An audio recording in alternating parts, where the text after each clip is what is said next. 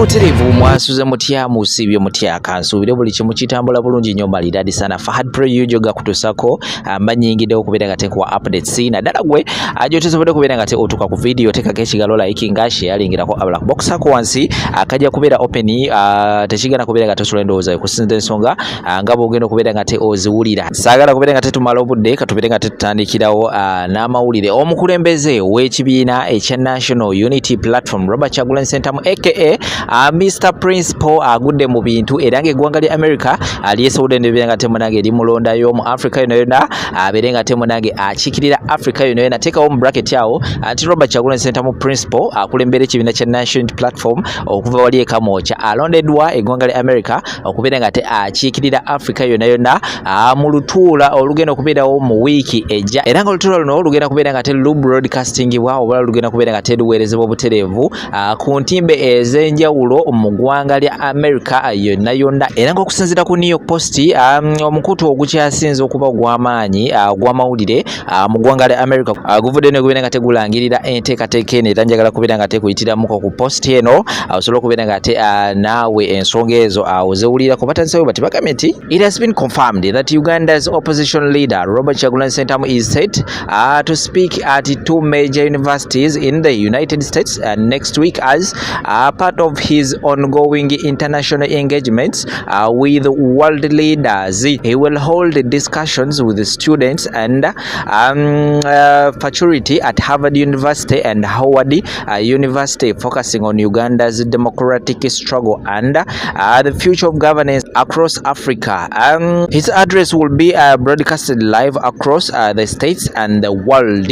Wekitegedde ebigambo ebyo biri mu lufuutifuuti kutegeeza nti Robert Kyagulanyi Ssentamu agudde mu bintu era ng'eggwanga lya America limulonzeeyo mu Africa yonna okubeera nga temunange akiikirira Africa yonna okubeera nga lecturinga oba lecturing nyinza kubeera nga tenkiziza ntya mu Luganda oba kitwandiise okusomesa mu Harvard University ne Howard University zino ndowooza ze universities kyasiza okubeera ennene mu ggwanga lya USA era nga olutuula luno lugenda kubeera nga broadcastingibwa olwa lugenda kubeera nga luweerezebwa obutereevu ku ntimbe zonna mu ggwanga lya America sako n'ensi ez'enjawulo ezeetoolodde Bulaaya oyo nno ye Robert Kyagulanyi Ssentamu oba bamunaaza lweza ki oba omwana oyo kiki ekituufu kyali sibalina kumanya naye nga amawulire agali mu kuvaayo sayidi zeeyo geego Robert Kyagulanyi Ssentamu wiiki ejja agenda kubeera nga temunange atukiikirira nga bwe nkutegeezezza sayidi za genda wansi awo omukulu obeere nga temunange omuyozayoza kubanga ekintu kino kyatuseeko si bangi nnyo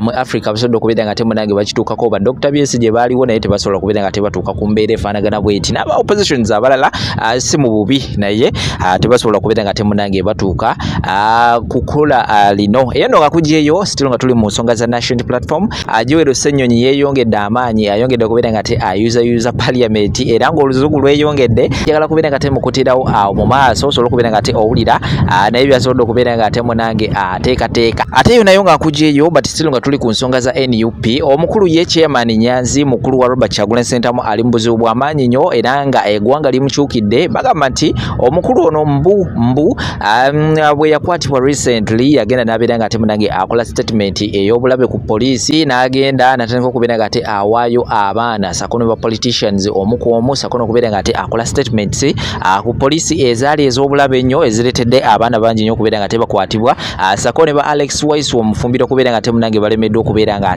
abateebwa era ng'ono avuddeyo n'abeera nga yeewoozaako agamba nti ye talina kye yasobola kubeera nga akolawo so naye agenda kubeera nga mukuwaawo osobola okubeera nga owulira byasobodde okubeera nga yeewoozaako naye ng'abaana bamuliwo bagamba ssebo ggwe olabika nga oyina engeri gy'okolaganamu n'obusajja bw'wagenda mu kkomera nga bamaze okubeera nga bakwata wawaayo abaana ab'enjawulo sako n'okwogera statements ezikyali nnungi byonna bigasa wamu ngenda kubeera nga mbikutuusako awo tuula butuuzi kale shekasha musomo waddu wabeerawo nnyo okubeera nga takolako ago nawena alina ensonga ez'enjawulo zikyaganya okubeera nga tezirambulamu ajja kukolako ng'akozesa amaanyi ag'eddwa okuva mu Qur'ani tofafagana bizibu nga Sheeka waali ku namba z'essimu ezitawansa ku bizitika z'okopolako n'omunoonyako ajja kubeera nga takolako tojja kubeera nga wejjusa katusimbule n'emboozi eno temuvaawo Uganda bannange mwenna amanya nze Nyanzi Fred Ssentamu njagala okutereeza ensonga ezafulumidde mu mawulire olunaku lw'eggulo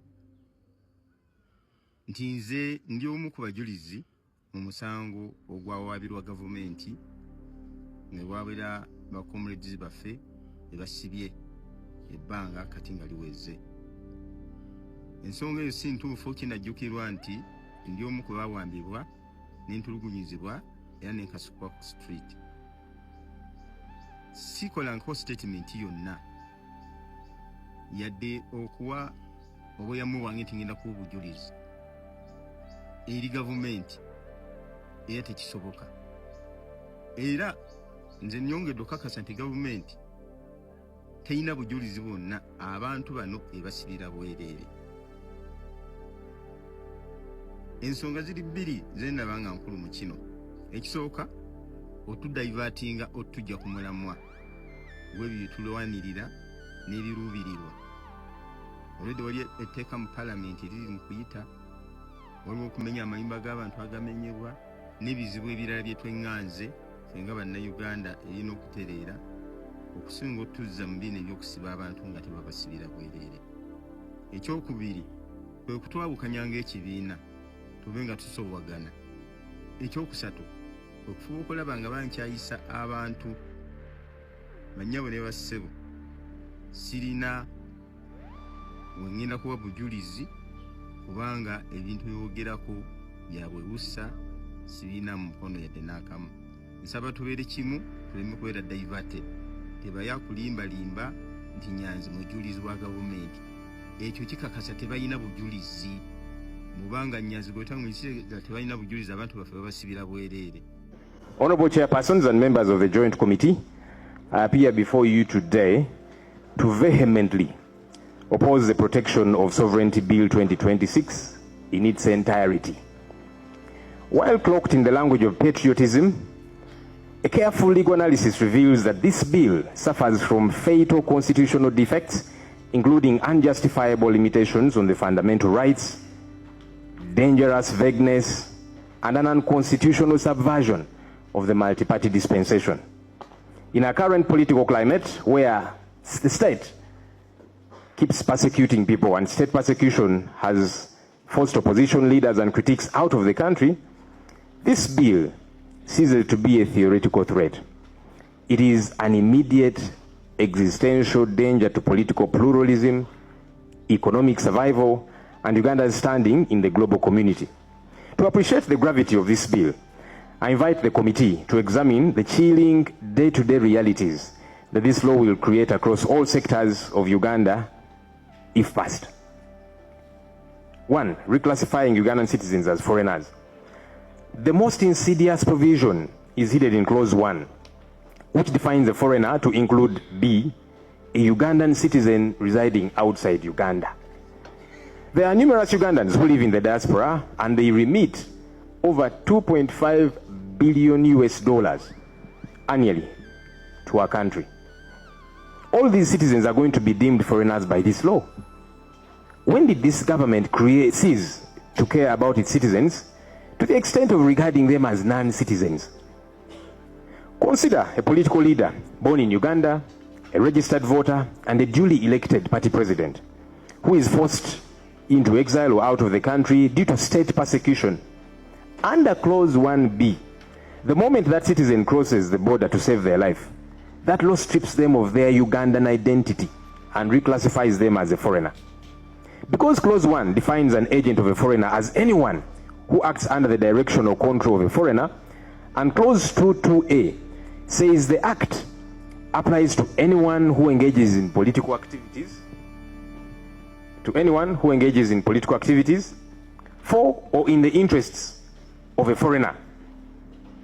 The domino effect is devastating, Honorable Chair and members. Imagine a party official in Kampala receives a WhatsApp voice note from this party president who is out of the country, instructing them to coordinate some party activities.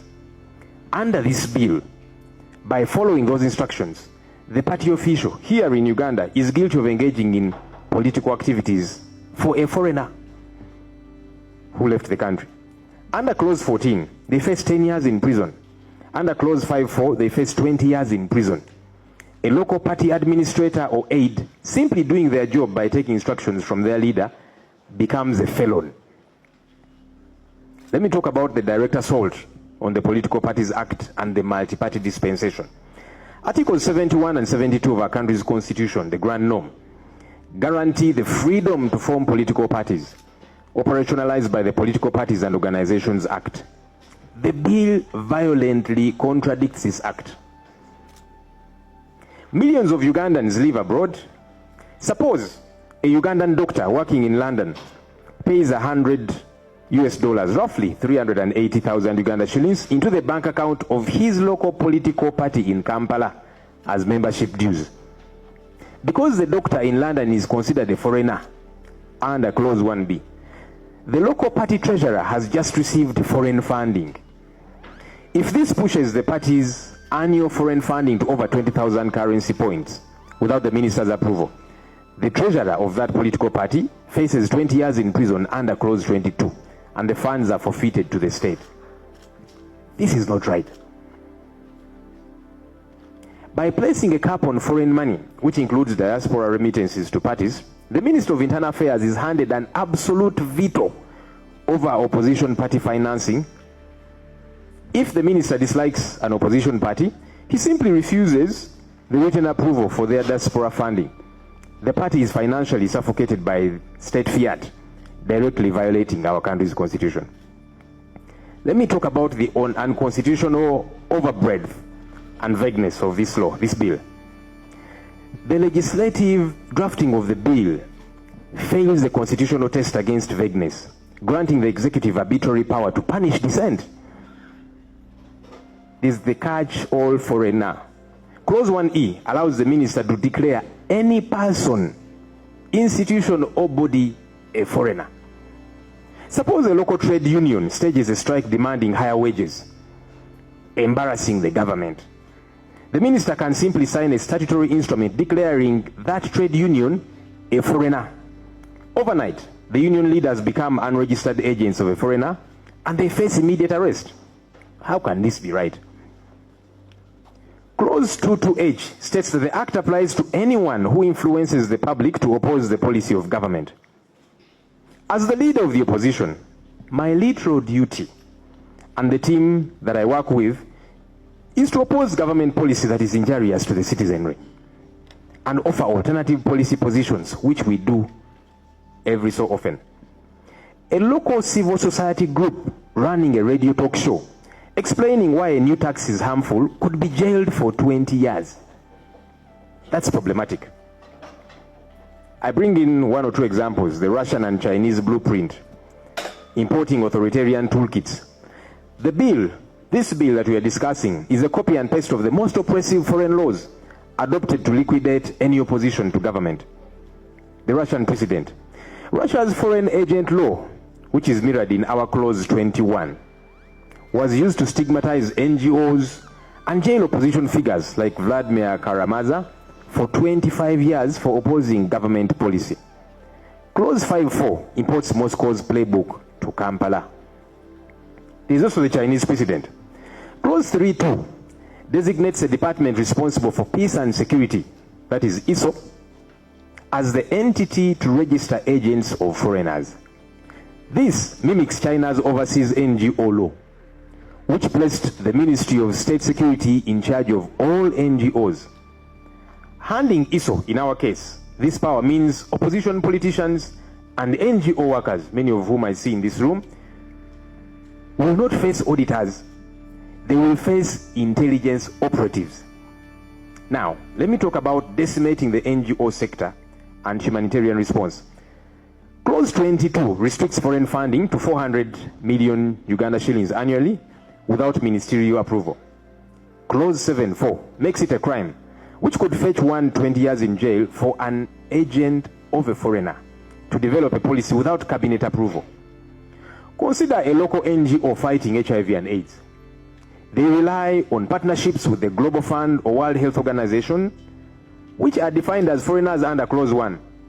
If local doctors sit down with these partners to draft a new national HIV treatment policy and present it to the Ministry of Health without first getting cabinet approval, the local doctors will have committed an offense under Clause 7.4 and could face 20 years in jail. There is the global precedent of India and Ethiopia. India used one of its laws to cancel the licenses of 20,000 NGOs, including Amnesty International, causing a massive collapse in humanitarian aid. Ethiopia's similar law decimated its civil society before they were forced to repeal it. Uganda cannot afford to scare away every international health, education, and refugee support organization, because that's what this bill would be doing. Economic self-sabotage leading to mass unemployment, scaring off foreign investors, and hurting Uganda's brand. Beyond politics, Honorable Chair and members, this bill is an economic suicide note. It creates a hostile environment for capital and labor, directly worsening the severe economic pain already biting Ugandans. That's why I'm calling it an economic suicide note. Legislative cruelty in the face of the USAID crisis. Honorable members, we are currently reeling from the recent withdrawal of the USAID support, which has pushed thousands of Ugandan health workers, implementers, and NGO staff into immediate unemployment. Families are failing to pay school fees, mortgages are defaulting in this exact moment of crisis. This bill proposes to classify every remaining foreign donor as a foreigner, capping their funding at just 20,000 currency points without a minister's stamp, and threaten local NGO staff with 20 years in prison. To pass this bill now is an act of legislative cruelty. It guarantees that the European Union, Gavi, the Global Fund, and private foundations will look at the 20-year jail terms for local staff and withdraw entirely to avoid legal liability. That's what will happen. The thousands already rendered jobless by USAID will have absolutely no hope of being reabsorbed into the sector. This bill will deepen the unemployment crisis exponentially. Criminalizing the private sector and foreign investors. A foreign mining company or manufacturing plant operating in Uganda is a foreigner under Clause 1D. Under Clauses 7 and 10, if that company's local Ugandan CEO or legal counsel advocates to a ministry for a specific regulatory framework, for example, tax breaks for manufacturing, they are deemed to be influencing the development of government policy on behalf of a foreigner. They face 20 years in prison. No serious foreign investor will bring capital to a country where legal advocacy for their business interests is criminalized as foreign interest and interference.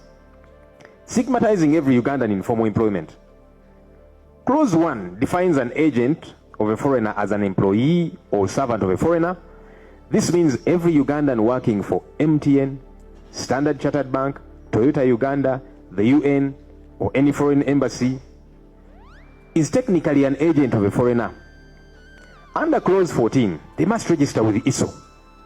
If their employer inadvertently runs afoul of these vague regulations, the Ugandan employee will go to prison for 10 years. To mitigate this massive legal liability, foreign companies will simply stop hiring Ugandans in senior roles or pack up and leave entirely, destroying Uganda's brand abroad. We are currently, as a country, negotiating with the IMF for debt relief and positioning Uganda as an investment hub. If this bill passes, global headlines will read, Uganda passes Russian-style foreign agent law, jails citizens for talking to exiles. Investors do not read the fine print of our clauses. They look at the headlines and move their billions to Kenya, to Rwanda, or Tanzania, or elsewhere. This bill makes Uganda look like a rogue state, and it pains me to say that, jeopardizing our trade preferences under AGOA and the EU. Let me address gagging the media and paralyzing the financial sector. This bill weaponizes vague economic and security terms to paralyze banks and silence journalists.